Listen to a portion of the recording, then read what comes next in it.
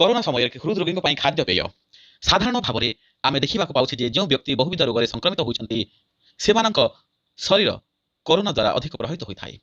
ବହୁବିଧ ରୋଗ ମଧ୍ୟରୁ ହୃଦରୋଗ ହେଉଛି ଅନ୍ୟତମ। ଶରୀରର ପ୍ରତ୍ୟେକ ଅଂଶକୁ ରକ୍ତ ଏବଂ ରକ୍ତ ଦ୍ୱାରା ଅମ୍ଳଜାନ ପହଞ୍ଚାଇବାରେ ହାର୍ଟ ବା ହୃତ୍ପିଣ୍ଡ ସାହାଯ୍ୟ କରିଥାଏ। ଏହା ରକ୍ତଚାପ ନିୟନ୍ତ୍ରଣ ମଧ୍ୟ କରିଥାଏ। ତେବେ ଆସନ୍ତୁ ଜାଣିବା କରୋନା ମହାମାରୀ ସମୟରେ ହାର୍ଟକୁ ସୁସ୍ଥ ରଖିବାକୁ ହେଲେ କେଉଁ ସବୁ ଖାଦ୍ୟ ଖାଇବା ଉଚିତ ଏବଂ କେଉଁ ସବୁ ଖାଦ୍ୟ ଖାଇବା ଅନୁଚିତ।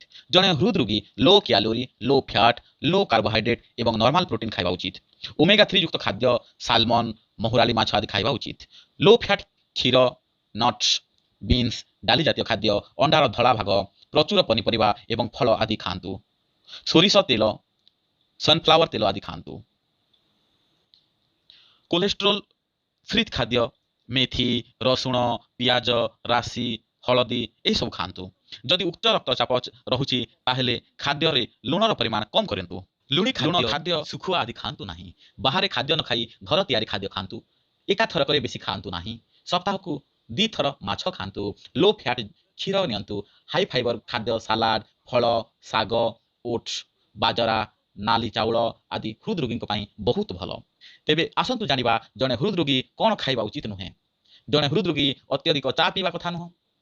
କଫି ପିଇବା ଉଚିତ ନୁହେଁ। Fast food, junk food, fry food, ଅତ୍ୟଧିକ ମିଠା ଜିନିଷ, ତେଲଯୁକ୍ତ ଖାଦ୍ୟ ଖାଇବା କଥା ଉଚିତ ନୁହେଁ।